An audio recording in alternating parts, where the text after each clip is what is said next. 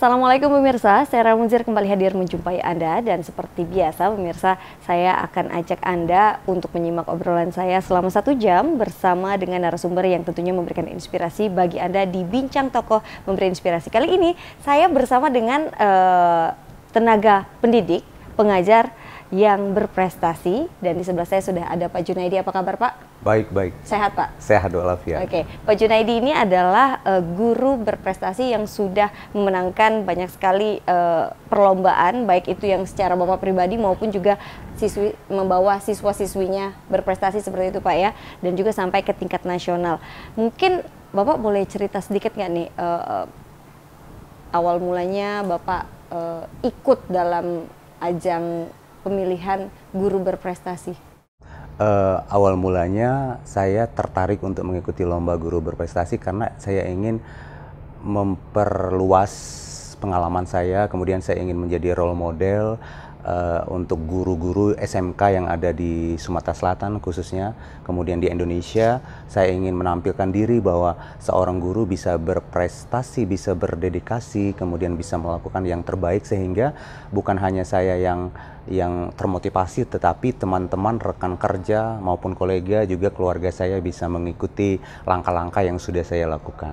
Oke, di SMK Negeri 3 ini Bapak mengajar sebagai seorang guru untuk jurusan apa nih Pak? Pariwisata. Pariwisata. Dengan mata pelajaran? Tiketing internasional, kemudian MICE. Oke, dan itu yang dibawa maju pada saat perlombaan? Iya, betul. Oke, tahap apa aja yang sudah Bapak lalui untuk mendapatkan gelar menjuarai sampai ke tingkat nasional, juga juara Harapan 3 ya Pak ya? Iya. Yang pertama saya mengikuti tahapan yang paling rendah terlebih dahulu, yaitu saya mengikuti lomba di tingkat sekolah, di mana kami kepala sekolah memilih saya untuk mewakili sekolah saya untuk mewakili SMK Negeri 3. Kemudian saya ikut lomba guru berprestasi tingkat kota, di mana bersaing dengan guru-guru SMK yang ada di Kota Palembang, dan alhamdulillah saya meraih juara pertama. Lalu setelah itu saya kembali mengikuti ajang yang lebih tinggi, yaitu tingkat Provinsi Sumatera Selatan yang diikuti oleh kabupaten kota yang ada di Sumatera Selatan. Pada saat itu juga saya kembali terpilih menjadi juara pertama untuk Provinsi Sumatera Selatan, sehingga saya bisa mewakili Sumatera Selatan untuk maju ke tingkat nasional. Oke, dari SMK 3 memang sudah pernah belum mengirim kandidat guru berprestasi sebelumnya, atau Bapak adalah yang pertama dan langsung melejit seperti itu? Iya, sebetulnya SMK Negeri 3 sudah beberapa kali mengirim, cuman kita tidak pernah masuk untuk juara. Ya, jadi kita hanya tingkat kota saja, pernah mungkin juara 2 atau juara 3, tetapi untuk sampai ke tingkat nasional baru pertama. Baru pertama, begitu juga dengan provinsi. Dan apalagi ke nasional. Apalagi ke nasional, karena itu merupakan ajang bergengsi yang sangat sulit untuk para guru. Jadi itu adalah prestasi yang sangat tinggi untuk dalam bidang pendidikan, di mana persaingan itu sangat sulit ya untuk menghadapi perlombaan ini. Oke, di SMK 3 ini ada banyak sekali guru. Iya, betul. Dan terutama juga banyak jurusan, banyak gurunya. Iya. Pada saat itu kenapa, apa yang difikirkan oleh kepala sekolah dari SMK 3 untuk memajukan seorang Pak Junaidi sebagai kandidat mewakili sekolah?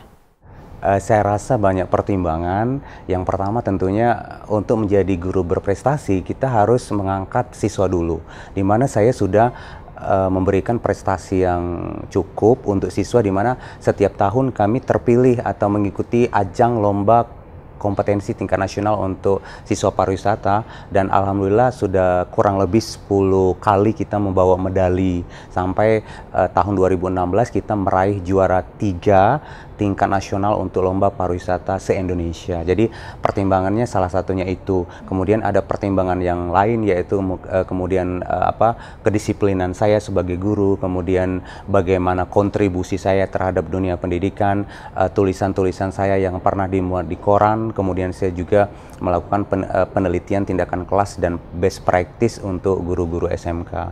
Jadi saya memang sudah berusaha melakukan yang terbaik sebagai guru yang saya bisa lakukan. Oke, ada voting juga nggak nih dari siswa, mungkin sebagai anak didik yang sering berinteraksi dengan gurunya untuk memajukan nama Pak Junaidi. Ada juga seperti itu? Seperti itu tidak ada, tetapi siswa juga mendukung karena ketika proses belajar mengajar itu biasanya diadakan semacam kuesioner, misalnya dari guru BK meminta misalnya mana guru yang dianggap misalnya menarik dalam proses belajar mengajar. Nah, biasanya murid salah satu pilihan mereka ya salah satunya adalah saya. Di antara beberapa guru, ya guru-guru kita memang banyak yang sudah mengajarnya sudah bagus, jadi mereka bisa memberikan umpan balik, feedback kepada kita bahwa ketika kita mengajar dengan baik juga, respon dari murid juga akan baik, seperti itu. Oke, dari sekolah juga memajukan Bapak. Kalau dari jurusan pariwisatanya sudah berapa lama sih Pak ada di sini? Sebetulnya sudah cukup lama, mungkin saya lupa, tapi sekitar tahun 1988 sudah ada. Sudah ada. Ya, namun saya masuk ke sini tahun 1996 pertama sekali. Jadi saya termasuk cukup senior untuk guru pariwisata. Jadi sudah mengajar di sini hampir kurang lebih 20 tahun ya. Oke. Dan pada saat itu sudah banyak belum siswa-siswa yang terpikir untuk memilih SMK dan juga memilih untuk masuk ke jurusan pariwisata, karena mungkin beberapa tahun banyak orang yang lebih memilih untuk masuk ke sekolah umum seperti itu. Itu beban nggak sama Bapak untuk mensosialisasikan untuk mungkin tamatan SMP yang ayo dong masuk SMK seperti itu? Alhamdulillah.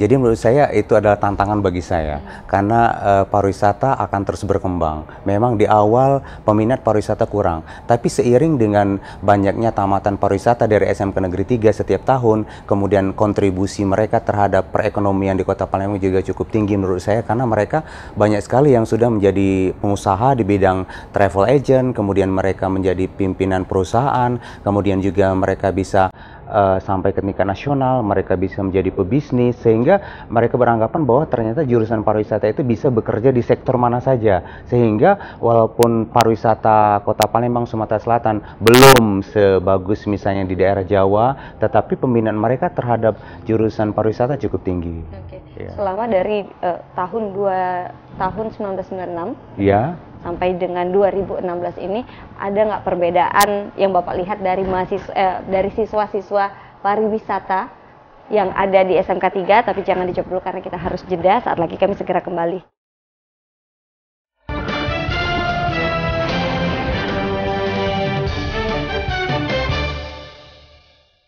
Di sini kami memberikan berita aktual dan secara langsung. Laporan langsung dan terhangat. disaksikan warga dari berbagai penjuru dunia. Kita punya banyak berita seru. Paling update langsung dari lokasi. Masih terus digelar oleh Polsek Kebayoran Baru. Langsung dari Simpang Gadok, Ciawi, Bogor, Jawa Barat. Dan pastinya menghibur. Masih soal hewan nih. Pemirsa Selamat Malam Indonesia pengen tahu sejarahnya.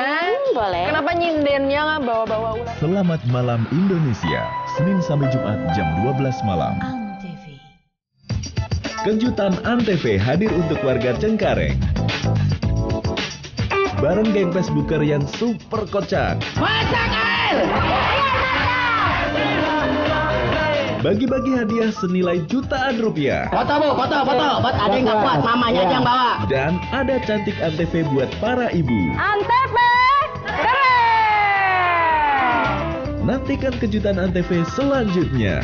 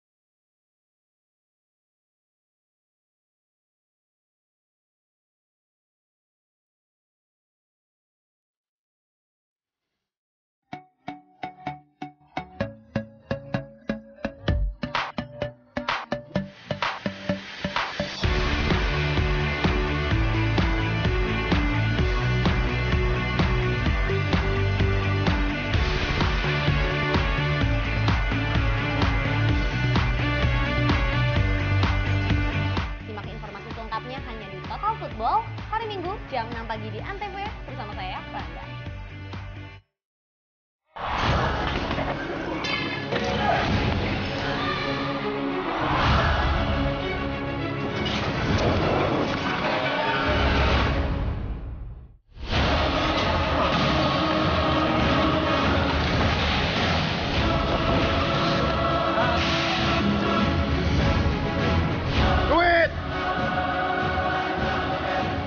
Takut. Enggak. Iyalah, Pak.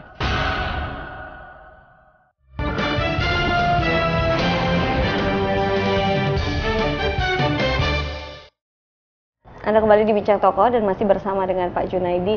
Pak, tadi sebelum jeda pariwara saya tanya juga ke Bapak, dari 20 tahun Bapak ngajar pariwisata, ada nggak sih beda pola, mungkin dari kurikulumnya, mungkin dari siswanya juga yang berbeda? Dimana kalau dulu mungkin pariwisata belum terlalu ditoleh seperti itu. Ada bedanya, Pak? Bedanya menurut saya bahwa siswa sekarang lebih kritis ya, lebih kreatif ya. Jadi mereka dalam proses belajar mengajar lebih terbuka, lebih berani, dan menurut saya itu adalah hal yang positif. Apalagi sekarang ini menyongsong Asian Games 2018 bahwa kita lihat bahwa pertumbuhan hotel bintang di Kota Palembang cukup tinggi. Jadi peran dari sektor pariwisata saya rasa akan semakin tinggi juga, sehingga peluang siswa untuk bekerja di sektor pariwisata juga akan baik. Jadi mereka sering saya motivasi bahwa kedepannya Kota Palembang ini bisa menjadi kota pariwisata juga, sehingga tidak kalah dengan kota-kota lain di Indonesia, sehingga perubahan perilaku mereka juga lebih positif. Jadi mereka lebih mau mengeksplor kemampuan mereka, bahwa suatu saat mereka akan diterima bekerja di hotel-hotel maupun di tempat-tempat pariwisata di Kota Palembang. Oke, Bapak dulunya juga dari SMK pariwisata seperti lulusannya atau gimana? Bukan. Jadi saya sebetulnya dari SMK negeri juga, tetapi saya dulu jurusan akuntansi. Dan kemudian kenapa bisa pindah haluan lah, bisa dibilang menjadi? Dulu saya sebetulnya orang tua mengatakan kepada saya bahwa mereka hanya bisa menyekolahkan saya sampai tingkat SMA. Kemudian saya berpikir bahwa jawaban terhadap saya adalah saya harus memilih sekolah jurusan sekolah menengah kejuruan atau vokasi, di mana saya sadar bahwa setelah tamat sekolah menengah atas saya harus bekerja. Ketika saya milih SMA mungkin saya harus berpikir untuk kuliah, sehingga kesimpulan saya bahwa saya harus memilih sekolah vokasi atau SMK. Namun ternyata takdir berkata lain ketika saya berpikir bahwa saya juga berhak untuk melanjutkan kepada pendidikan yang lebih tinggi. Lalu saya selalu meraih nilai yang bagus di sekolah waktu itu, sehingga saya mendapatkan kesempatan untuk meraih ikatan dinas dari pemerintah, sehingga saya mendapatkan beasiswa untuk sekolah di IKIP Bandung dan bekerja sama dengan NHI Bandung atau Sekolah Tinggi Pariwisata Bandung. Dan saya karena pada saat itu ikatan dinasnya adalah guru pariwisata, sehingga saya terjun bidang pariwisata. Oke, dan kemudian melanjutkan kuliah lagi S2 seperti itu? Iya, jadi ketika sekarang ini, karena pada saat tahun 2010 sampai sekarang pun di Palembang belum ada jurusan pariwisata S1, sementara saya adalah program diploma 3, sehingga karena saya terus ingin meningkatkan kualitas saya sebagai guru. Menurut saya bahwa guru adalah seorang pembelajar, jadi long life education harus tetap saya perankan, bahwa saya harus banyak membaca dan banyak belajar, sehingga saya melanjutkan pendidikan saya sampai magister di Universitas Sriwijaya Palembang. Oke, untuk jurusan bahasa Inggris. Untuk melengkapi. Betul, karena menurut saya bahasa Inggris dengan pariwisata itu saling berhubungan seperti itu. Oke, kembali lagi ke lomba guru berprestasi yang Bapak ikuti. Apa Pak indikatornya untuk memenangkan lomba itu? Indikatornya bahwa kita harus, karena di situ ada beberapa tahapan. Yang pertama ada tahapan wawancara, tahapan uji tertulis, di mana pada ujian itu kita harus mengikuti ujian kepribadian, tes kepribadian, kemudian pedagogi, profesional kita dalam menjadi guru. Setelah itu ada tahapan wawancara di mana para penguji itu akan mewawancara sejauh mana motivasi, kemudian kepribadian kita digali lebih dalam lagi, kemudian kemampuan bahasa asing juga. Lalu terakhir kita dihadapkan pada beberapa juri yang akan menguji paparan karya ilmiah kita. Jadi ada 3 tahapan. Itu dalam setiap jenjang, maksudnya pada saat mungkin di tingkat kota, kemudian di provinsi itu sama? Iya, hampir persis sama. Okay. Persis sama. Oke. Waktu itu karya ilmiah apa yang Bapak angkat? Waktu itu saya mengangkat tentang penggunaan dari sistem online untuk pemesanan tiket penerbangan. Kemudian saya modifikasi dengan pembelajaran menggunakan kalender bekas.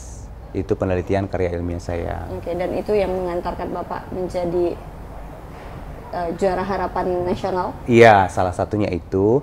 Namun menurut saya karya-karya dari Pulau Jawa itu memang lebih bagus. Mungkin saya merasa bahwa ketika wawancara nilai saya yang lebih tinggi. Oke, apa sih Pak yang membedakan tenaga pengajar dari Sumatera, Palembang khususnya, dengan mungkin kalau dibilang Jawa itu selalu lebih unggul? Apa sih Pak? Faktor apa sih Pak? Mungkin mereka sudah kalau di Jawa itu ya terkenal seperti dari Jogja atau Jawa Tengah, mereka kan merupakan kota pendidikan, kemudian pusat pendidikan juga, kemudian banyak orang-orang pendidik, tenaga pendidik yang lahir di sana. Tetapi menurut saya tergantung sama kita juga. Artinya kita Sumatera pun mampu bersaing asal kita tetap fokus untuk memberikan yang terbaik untuk anak-anak didik kita, mau bekerja keras, mau bekerja lebih keras, kemudian mau melakukan penelitian-penelitian ilmiah. Jadi pada saat kita di kelas kita juga harus menyempatkan diri untuk mengadakan penelitian tindakan kelas, sehingga saya yakin kita tidak tertinggal sebetulnya. Hanya saja yang penting kita ada kemauan untuk lebih memperbaiki diri. Jadi mungkin kita mungkin tingkat persaingan di Sumatera mungkin tidak seberat di Jawa, karena di sana juga penduduknya kan lebih banyak dibanding kita. Oke. Ini ajang pertama yang Bapak ikuti?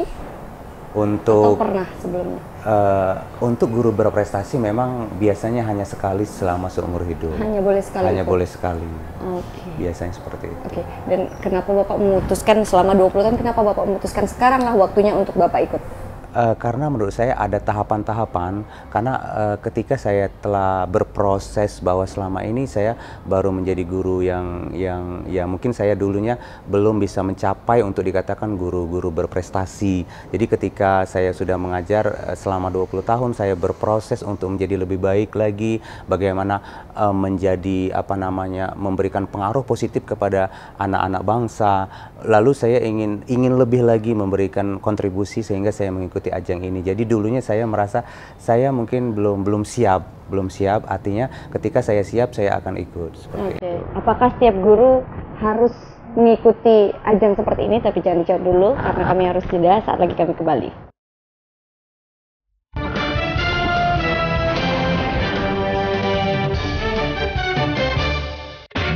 Kami memberikan berita aktual dan secara langsung. Laporan langsung dan terhangat disaksikan warga dari berbagai penjuru dunia. Kita punya banyak berita Paling update langsung dari lokasi. Masih terus digelar oleh Polsek Kebayoran Baru langsung dari Simpang Gadok, Ciawi, Bogor, Jawa Barat. Dan pastinya menghibur. Masih soal hewan nih. Selamat Malam Indonesia pengen tahu sejarahnya. Boleh. Kenapa nyindennya nggak bawa-bawa ular? Selamat Malam Indonesia, Senin sampai Jumat jam 12 malam.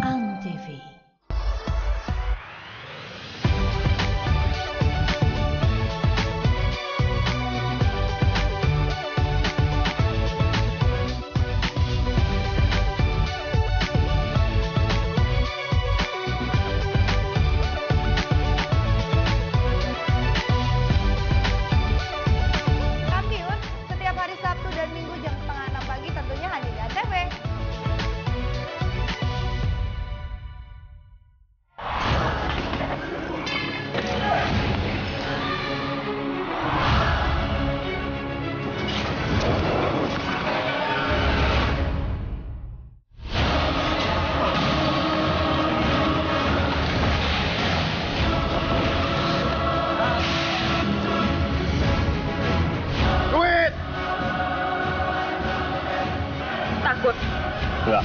Iyalah, Pak.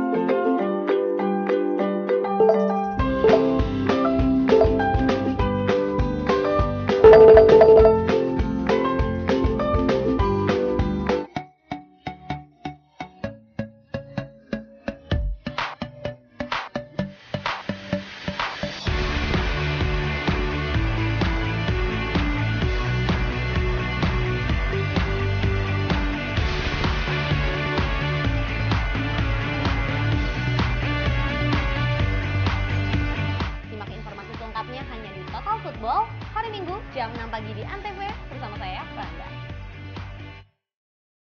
Di sini kami memberikan berita aktual dan secara langsung. Laporan langsung Dan terhangat. disaksikan warga dari berbagai penjuru dunia. Punya banyak berita seru. Paling update langsung dari lokasi. Masih terus digelar oleh Polsek Kebayoran Baru. Langsung dari Simpang Gadok, Ciawi, Bogor, Jawa Barat. Dan pastinya menghibur. Masih soal hewan nih. Selamat Malam Indonesia pengen tahu sejarahnya. Boleh. Kenapa nyindennya nggak bawa-bawa ular? Selamat Malam Indonesia, Senin sampai Jumat jam 12 malam. Kejutan Antv hadir untuk warga Cengkareng. Bareng geng Facebooker yang super kocak. Bagi-bagi hadiah senilai jutaan rupiah. Foto bu, foto. Buat ada yang nggak kuat, mamanya aja yang bawa. Dan ada cantik Antv buat para ibu. Antv keren. Nantikan kejutan Antv selanjutnya.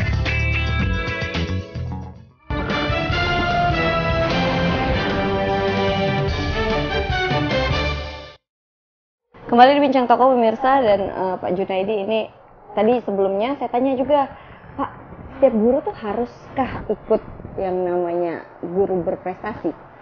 Tidak juga. Tidak juga. Jadi bisa yang siap boleh ikut.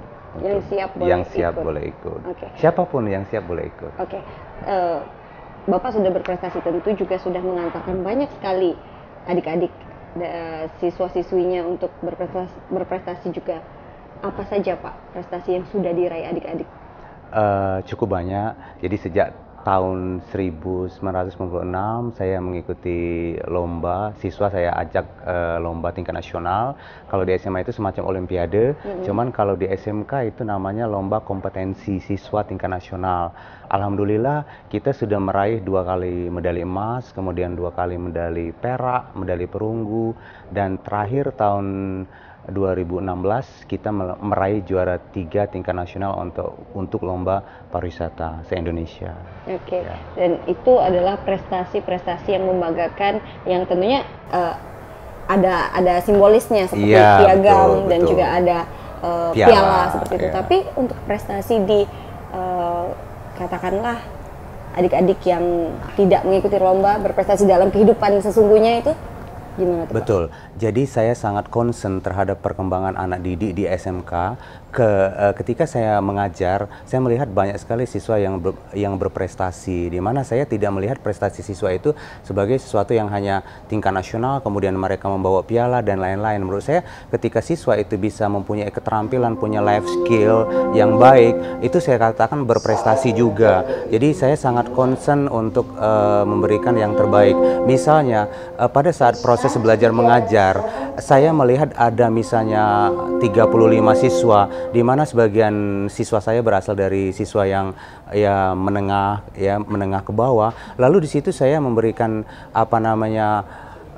reward kepada anak-anak yang mampu berubah, misalnya anak yang tadinya tidak terbiasa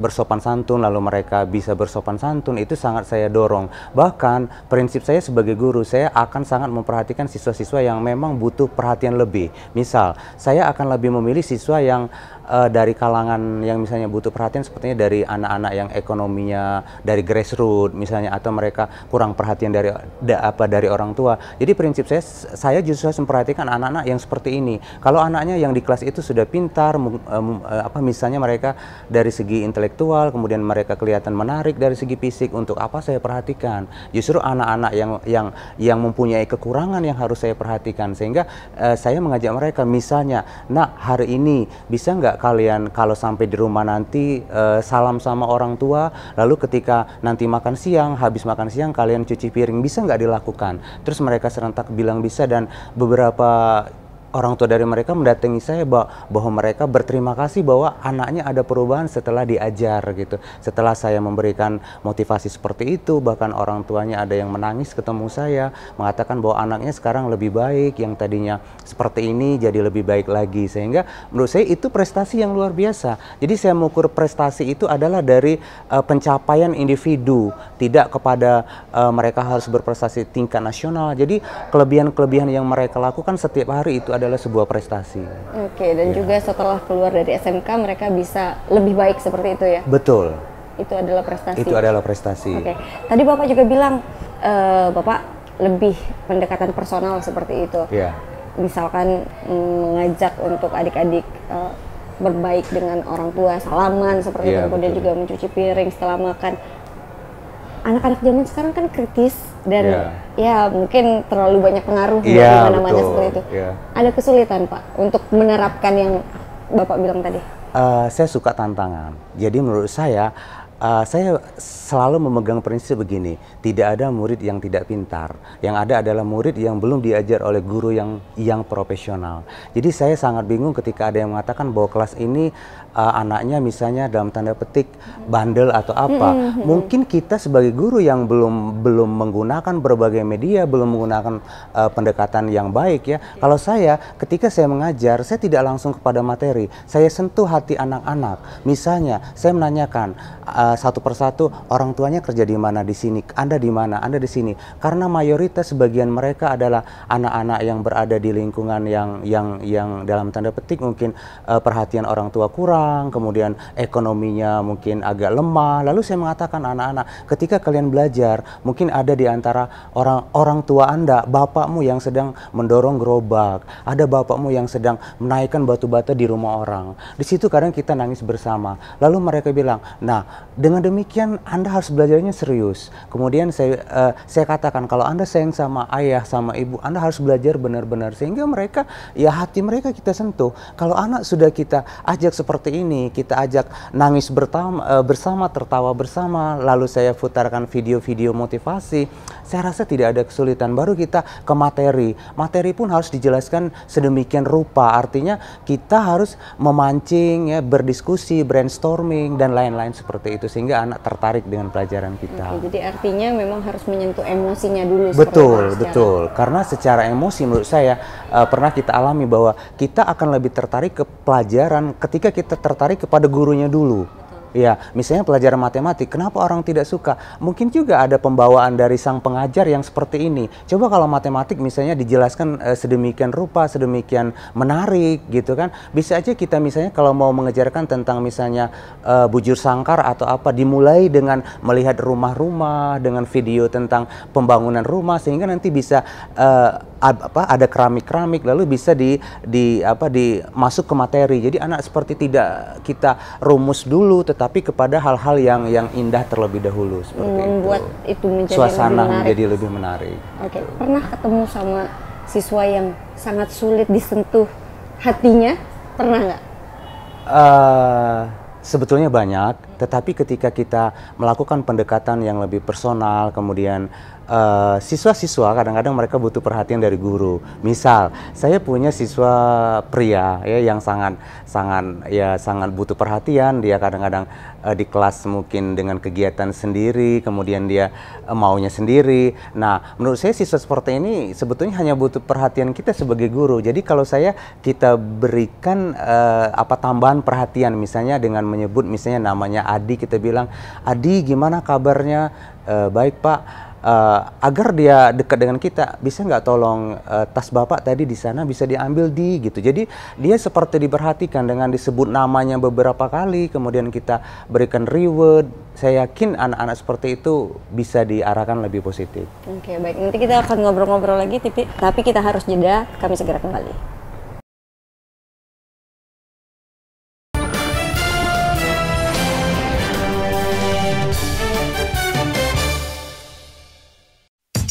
Kejutan Antv hadir untuk warga Cengkareng. Bareng geng Facebooker yang super kocak. Masak air! Bagi-bagi hadiah senilai jutaan rupiah. Foto bu, foto. Buat ada yang nggak kuat, mamanya aja yang bawa. Dan ada cantik Antv buat para ibu. Antv keren! Nantikan kejutan Antv selanjutnya. Di sini kami memberikan berita aktual dan secara langsung. Laporan langsung Dan terhangat. disaksikan warga dari berbagai penjuru dunia. Punya banyak berita seru. Paling update langsung dari lokasi. Masih terus digelar oleh Polsek Kebayoran Baru. Langsung dari Simpang Gadok, Ciawi, Bogor, Jawa Barat. Dan pastinya menghibur. Masih soal hewan nih. Kalau misalnya Selamat Malam Indonesia pengen tahu sejarahnya. Boleh. Kenapa nyindennya nggak bawa-bawa ular? Selamat Malam Indonesia, Senin sampai Jumat jam 12 malam.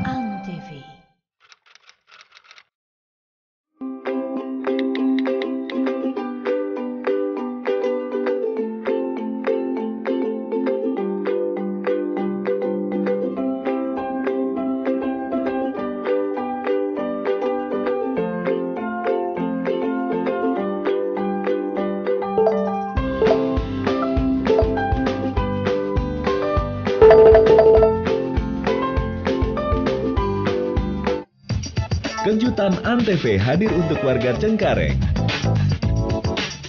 Bareng geng Facebooker yang super kocak. Masak air! Bagi-bagi hadiah senilai jutaan rupiah. Foto bu, foto. Buat ada yang nggak kuat, mamanya aja yang bawa. Dan ada cantik Antv buat para ibu. Antv keren! Nantikan kejutan Antv selanjutnya.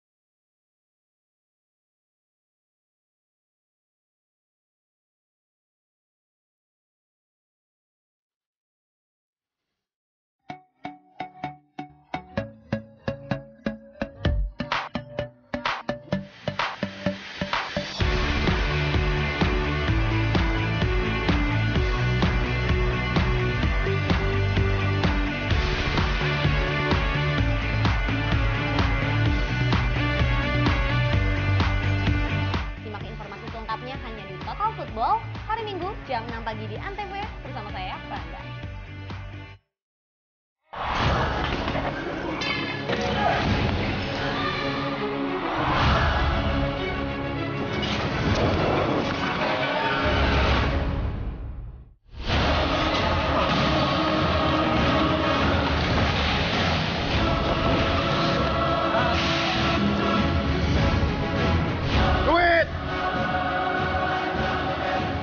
Takut. Enggak. Iyalah, Pak.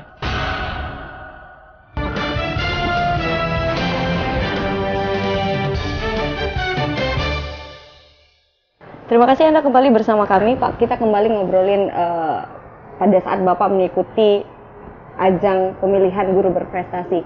Bapak memilih menulis karya ilmiah mengenai tiketing online seperti itu.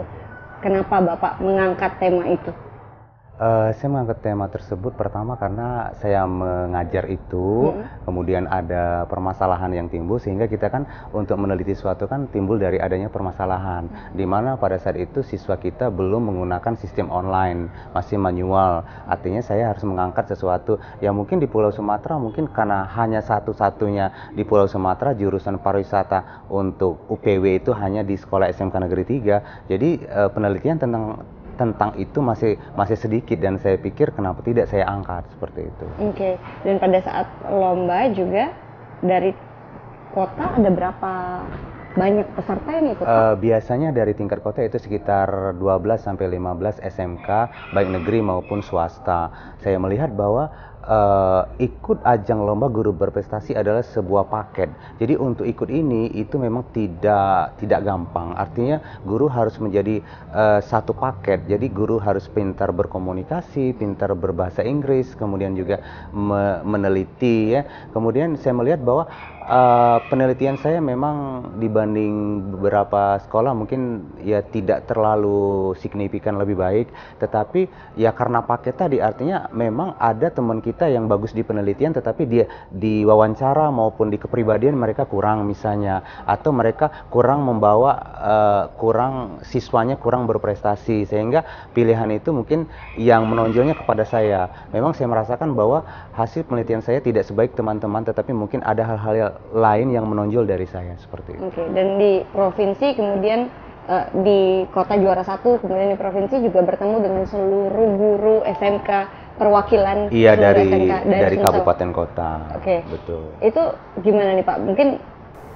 cerita sedikit suka dukanya, mungkin ada pengalaman menarik seperti itu. Pengalaman menariknya ya ketika saya bertemu dengan guru dari Batu Raja yang menurut saya penelitian dia cukup bagus. Saya merasakan bahwa saya agak kurang, mungkin ya beda-beda tipis, tapi saya rasa penelitian dia cukup bagus. Tetapi saya bilang dari tadi bahwa menjadi guru berprestasi itu sebuah paket. Jadi ada prestasi siswa juga. Kadang-kadang juri itu sangat menggali bahwa sejauh mana guru dikatakan berprestasi itu ketika siswanya juga harus berprestasi. Nah di sini saya untuk prestasi siswa saya memang poin saya sangat tinggi karena saya bisa membawa siswa ke tingkat nasional. Sementara mungkin yang lain baru provinsi atau baru tingkat kota.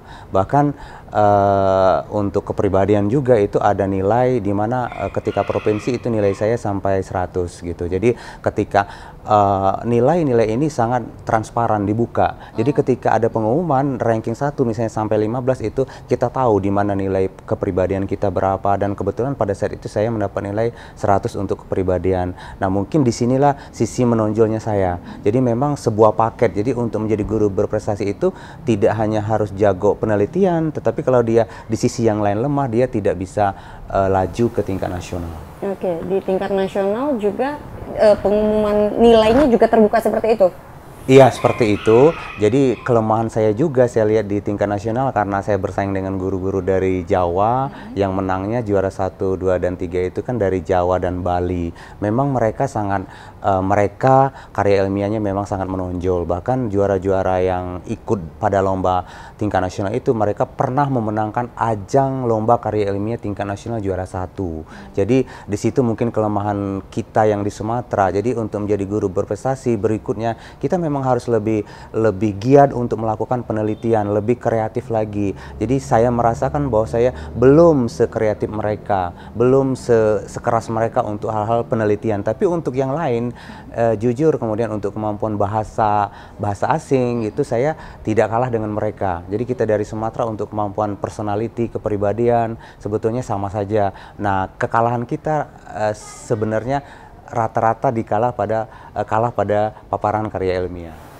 Oke, apa Pak kurangnya di mana di karya ilmiah Bapak? Yang Bapak kurangnya apakan? sebetulnya ya penelitian saya itu sangat sederhana. Artinya saya mengangkat sesuatu yang sudah biasa dilakukan oleh orang lain. Maksudnya tidak terlalu signifikan tetapi kalau dari Pulau Jawa mereka mengangkat best practice atau penelitian yang memang sangat menarik ya, dengan judul yang memang sudah menarik, tetapi penelitian kita masih standar-standar saja. Jadi itu yang perlu mungkin kita tingkatkan. Oke, ada persiapan khusus nggak sebelum Bapak mengikuti ajang ini?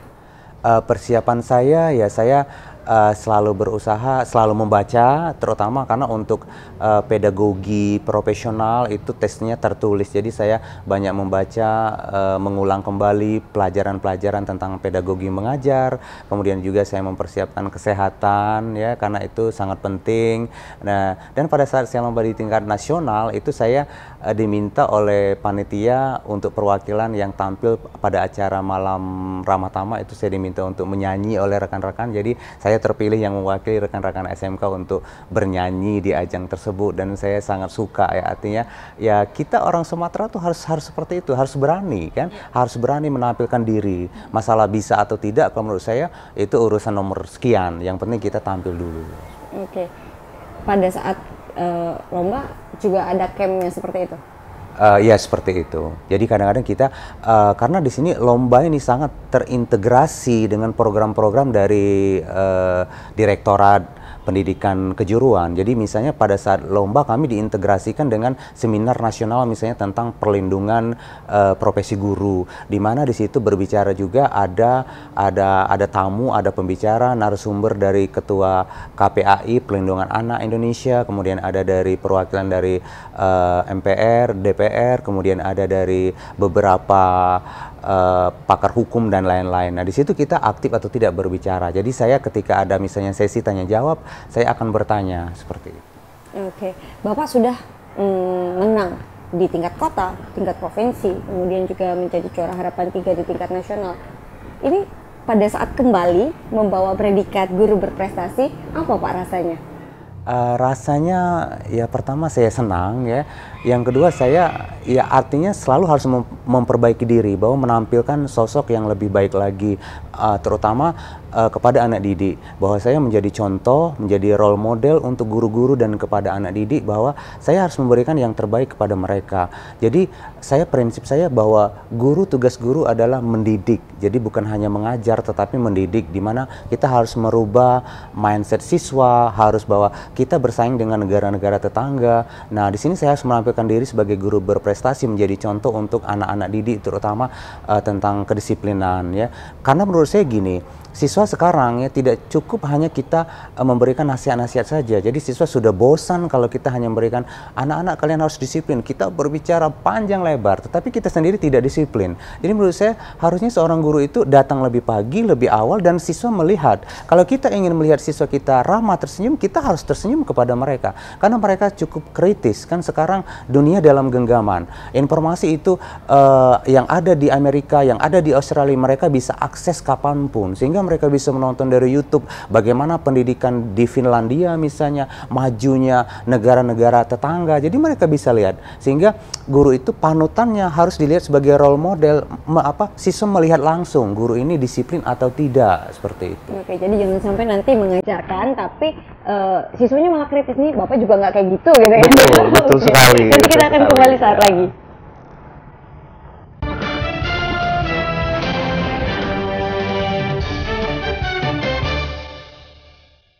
Di sini kami memberikan berita aktual dan secara langsung. Laporan langsung Dan terhangat. disaksikan warga dari berbagai penjuru dunia. Punya banyak berita Paling update langsung dari lokasi. Masih terus digelar oleh Polsek Kebayoran Baru. Langsung dari Simpang Gadok, Ciawi, Bogor, Jawa Barat. Dan pastinya menghibur. Masih soal hewan nih. Pemirsa Selamat Malam Indonesia pengen tahu sejarahnya. Boleh. Kenapa nyindennya nggak bawa-bawa ular? Selamat Malam Indonesia, Senin sampai Jumat jam 12 malam.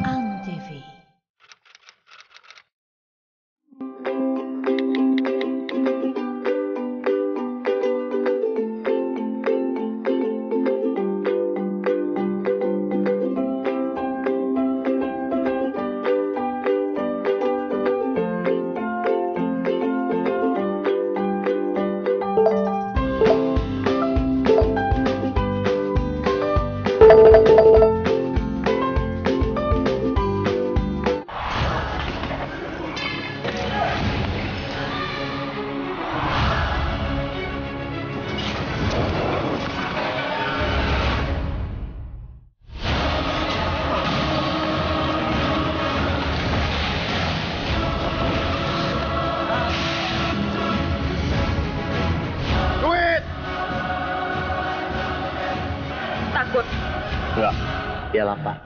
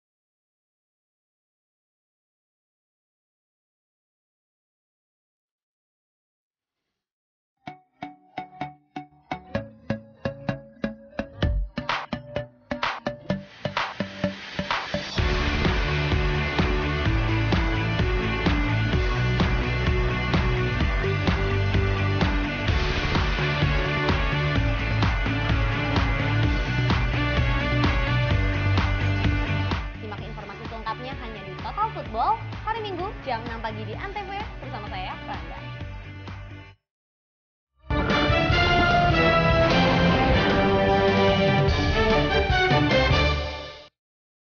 Anda kembali lagi di Bincang Toko dan di segmen terakhir ini saya masih bersama dengan Pak Junaidi, guru berprestasi yang ada di Sumatera Selatan, di Palembang khususnya. Nah Pak, Bapak kalau mengajar tadi menyentuh ke emosi seperti itu. Tapi ada nggak sih cara mengajar yang mungkin lebih efektif dibanding masuk kelas seperti itu? Ada nggak yang berbeda? Ya, jadi saya baru membuat program di mana saya membuat semacam dual kelas atau kelas industri, di mana untuk kelas perhotelan saya ada 80 siswa itu yang saya buat belajar di kelas dan juga belajar di hotel. Jadi saya memilih 5 bintang hotel bintang 5 di Kota Palembang, lalu anak itu saya bagi dua, ada kelas A, kelas B. Kemudian ketika kelas A belajar di kelas B-nya belajar di hotel dan sebaliknya, sehingga tidak ada kekosongan siswa yang sedang belajar di hotel, dan hal ini tentunya membuat pihak hotel itu lebih nyaman kepada kita. Kemudian itu siswa belajarnya itu lebih nyaman, katanya lebih menarik karena mereka langsung menyentuh, langsung terampil kan. Ada proses untuk menuju kompetensi itu. Jadi mereka sangat senang belajarnya. Jadi saya membuat dual kelas atau sistem belajar di kelas industri maupun di sekolah, karena harapan saya bahwa siswa itu setelah tamat dari SMK Negeri 3 mereka langsung bekerja. Dan kami juga sudah meminta kepada pihak hotel seperti Hotel Arista, kemudian Hotel Horizon, Hotel Arya Duta, Hotel Jayakarta Daerah, dan Vape Hotel, bahwa mereka juga siap menerima siswa ini karena mereka melihat bahwa kompetensi mereka meningkat setelah adanya dual kelas ini. Oke, artinya berarti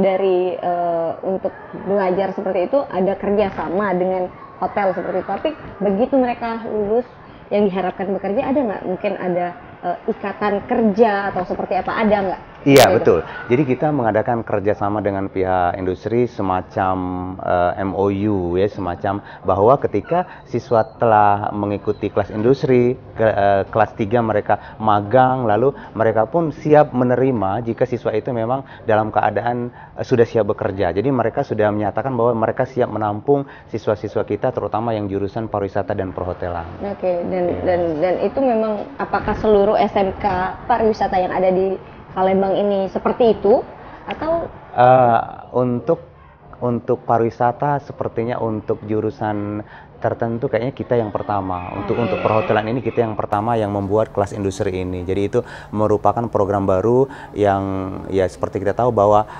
Impres dari Bapak Presiden, Impres nomor 9 tahun 2016 itu sangat mendukung bahwa SMK diharapkan tidak lagi mencetak pengangguran, tetapi siswa yang tamat itu memang harus segera bekerja. Langsung bekerja, diutamakan seperti itu. Program pemerintah sudah dicanangkan jauh-jauh hari untuk menggalakkan, ayo masuk SMK seperti itu ya. Realisasinya gimana nih Pak?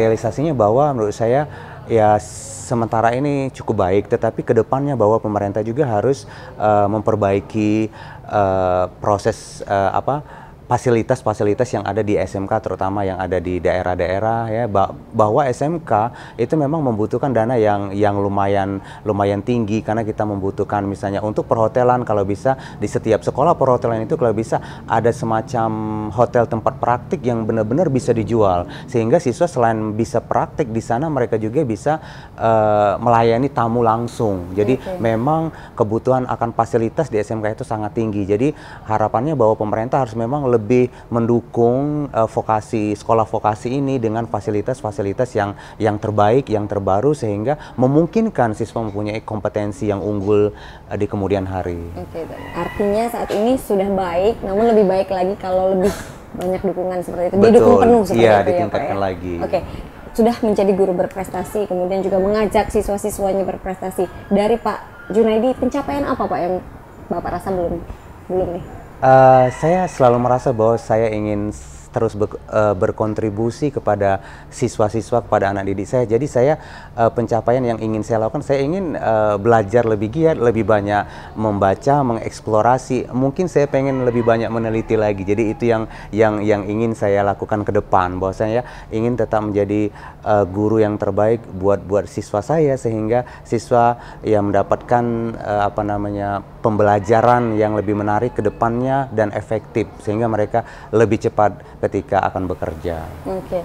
Kalau dari pariwisatanya, sebagai Bapak seorang pengajar pariwisata, harapan Bapak apa sih untuk Kota Palembang? Saya sangat bersyukur bahwa di Kota Palembang ya saat ini menurut saya itu kemajuan yang luar biasa ya, karena kita sudah mulai dilirik oleh investor ya, itu menandakan bahwa ekonomi kita terus melaju, bahwa kita sudah hotel-hotel bintang itu menjamur.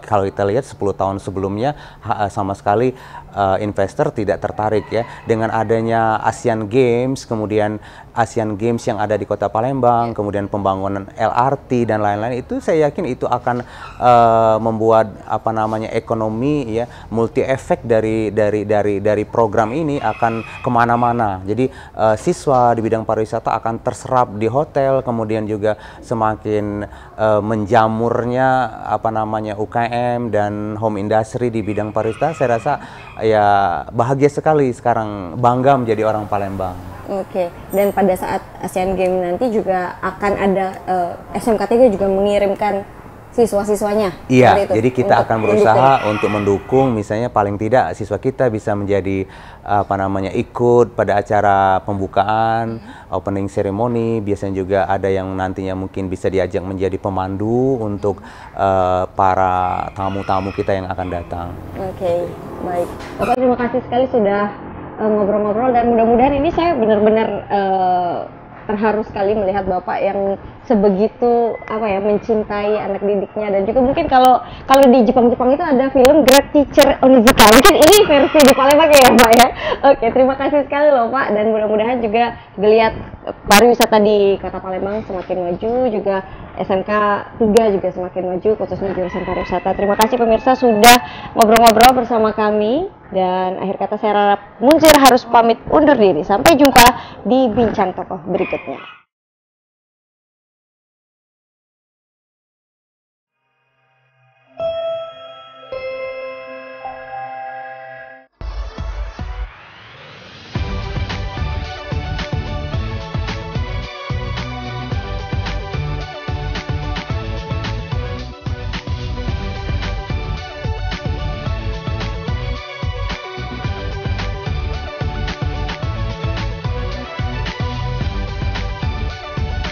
Kampiun setiap hari Sabtu dan Minggu jam setengah 6 pagi tentunya hanya di ANTV.